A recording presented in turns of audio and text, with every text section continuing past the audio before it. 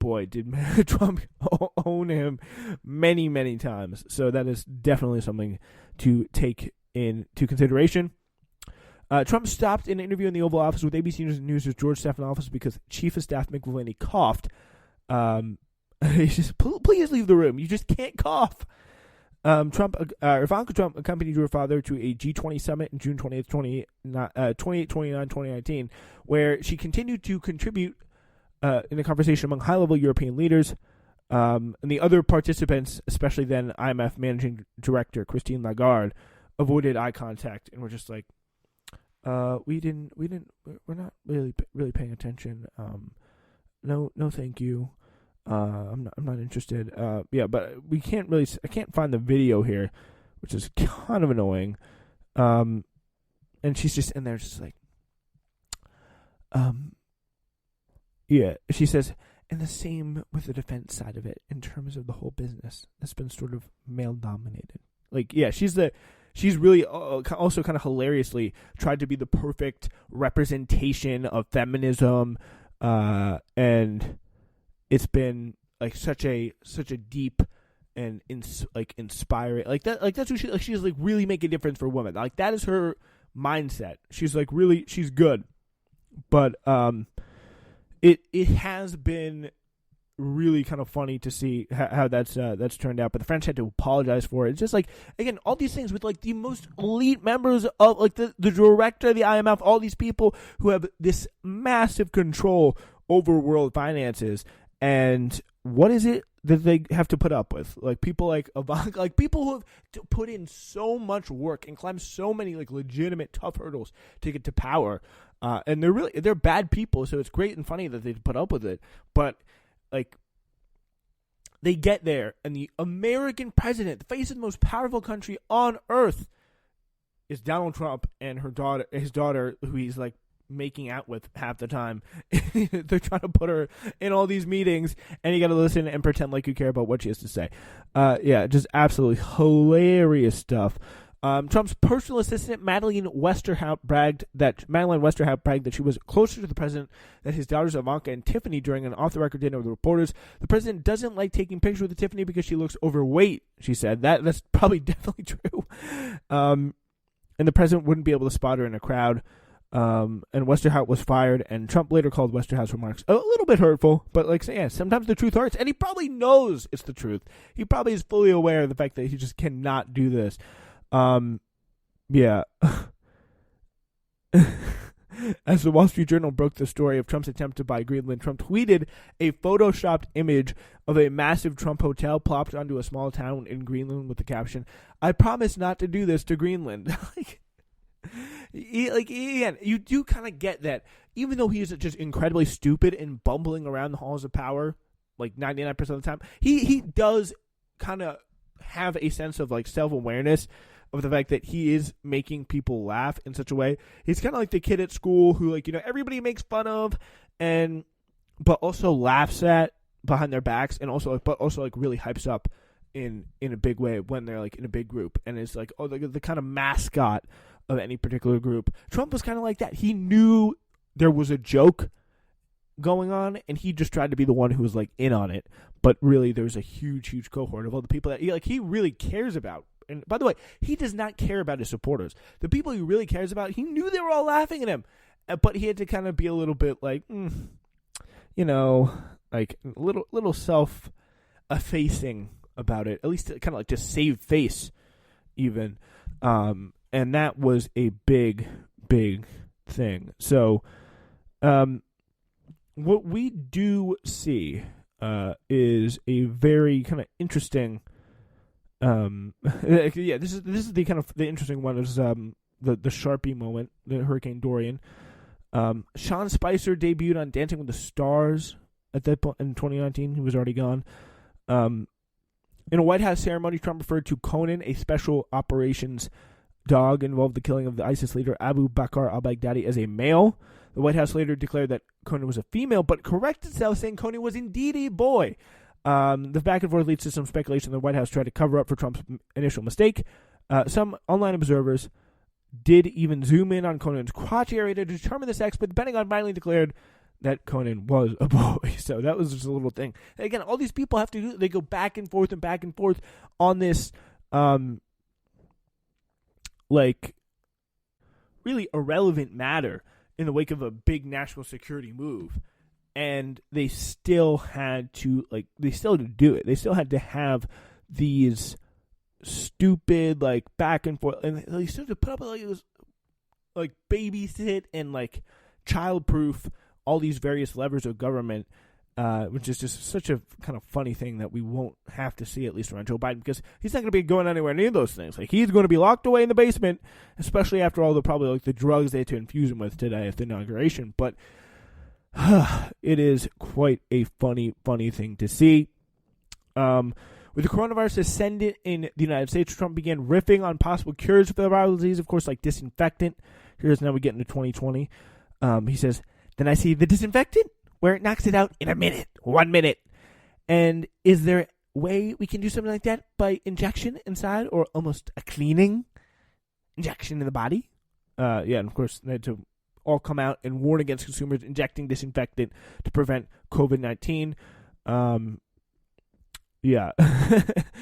like the really kind of crazy story of the fact that like as the anti-racist protests happen, it was a kind of moment as we get more and more to this year, the Veep moments of the Trump presidency. Of course, the bunker moment where all the like the libs online were like, "You're a bunker, baby!" Like, of course, like the Secret Service made him do this like a presidential thing. They probably would have any president do, but he knew he was getting mocked at for it. And he comes out and says he went on May 29th underground to conduct an inspection of the White House bunkers. Like, come on with this. Like, this is just insane.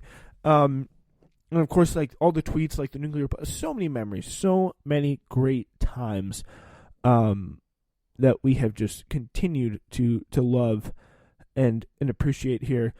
So while signing the Great American Outdoors Act and celebrating the country's great natural beauty, Trump called the Yosemite National Park Yosemite.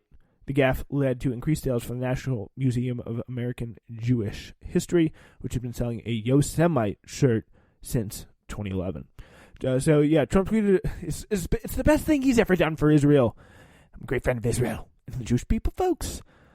Trump tweeted a photo of himself next to the presidential heads on Mount Rushmore when the New York Times reported he'd spoken with South Dakota Governor Kristi Noem about adding him to the monument.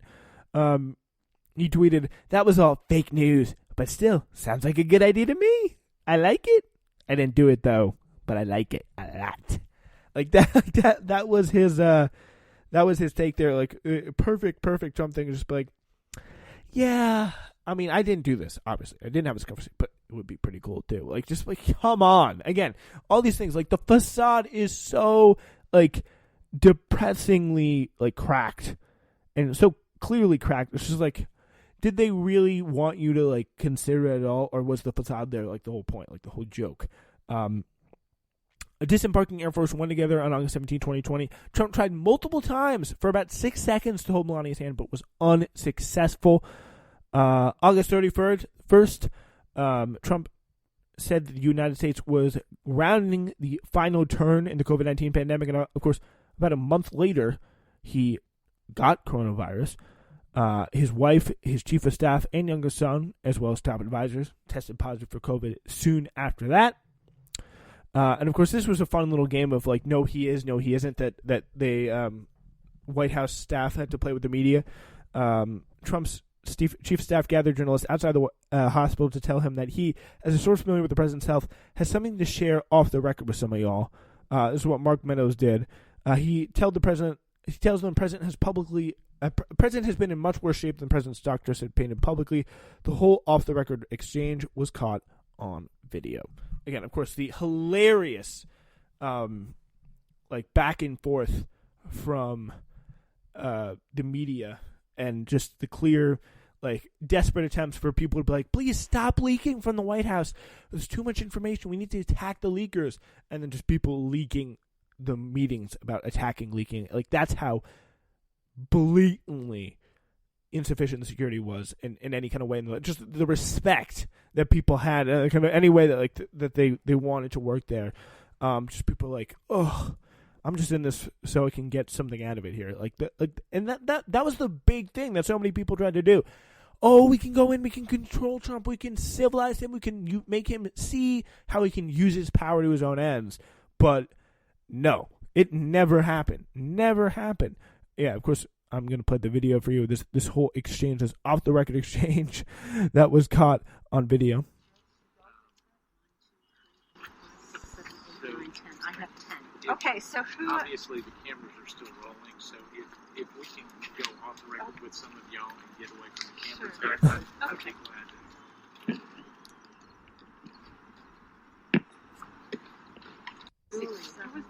Yeah, so of course that whole exchange there was kind of caught on camera. Just like, if you could just please kind of just like stop that and maybe just possibly think about it.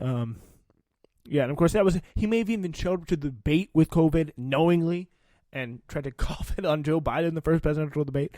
Yeah, so he released photos of himself on Twitter signing papers to demonstrate how hard he was working. And eagle-eyed Twitter users, of course, found out the papers were blank.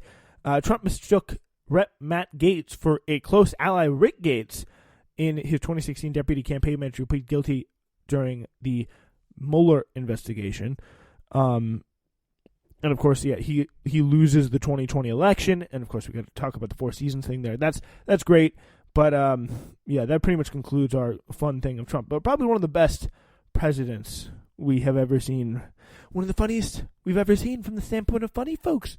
No one's been funnier. No one ever.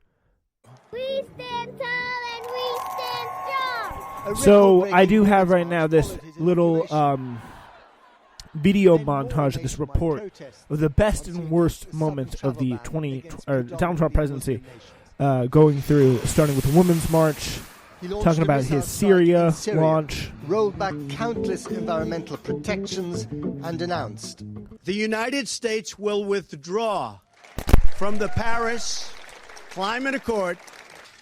Delivering on tax cuts, his reform bill was signed into law as promised. The stock market flourished. The wall, not so much. He began a troubling flirtation with condoning white supremacy following a deadly clash between white nationalists and anti-racists in Charlottesville, Virginia. You look at both sides. I think there's blame on both sides, and I have no doubt about it, and you don't have any doubt about it either. All the while, President Trump fought to beat the scandal that would dog most of his first term, the Mueller inquiry into Russian election interference and the Kremlin's alleged cooperation with his campaign. 6 of his associates were convicted of crimes. 2018 saw him make history with Kim Jong-un, the dictator that he dubbed Rocket Man. He pulled the US out of the Iran nuclear deal and took the Russian president's word on election hacking over his own intelligence services. I have President Putin. He just said it's not Russia. I will say this. I don't see any reason why it would be. But the People went crazy for that. Oh, my gosh. I remember. And I actually, to be fair, I was just, at that point, I was just so done with the Russia stuff because it's just been so embarrassing to, like, the first year, I was completely hooked. Like, 2017, we started the show. Newsflash started in 2017 after the presidency of Trump, because that's when I really got it into politics. And I was like, oh, this Russia stuff is going to be a big deal, covering the Mueller report, all that stuff, breaking it down. Rick Gates, I knew it all. And at that point, I was just like, whatever. Like, he's going to say that. Everyone's going to forget about it. It's going to be a big deal. Like, people are going to be pissed off for about, 4 days. And they were. Big promise that year, appointing his second of 3 conservative justices Kavanaugh to the Supreme Court. I do. November is coming. Brett Kavanaugh's path to the bench lined with protests over historic claims of sexual misconduct. The November midterm election saw Republicans lose control of the House, and the Trump administration condemned for separating children from their parents at the Mexican border. Abu Bakr al-Baghdadi is dead. He claimed victory over Abu. ISIS, played brinkmanship with Iran, left Kurdish allies exposed in Syria, and tangled with China on trade. On the world stage, he made no friends in NATO, but took a shine to Boris Johnson. The United States, we're working on a very big trade deal, and I think it's going to work out very well. He brokered 2 peace deals in the Middle East. while accused of inciting violence at home. After calling in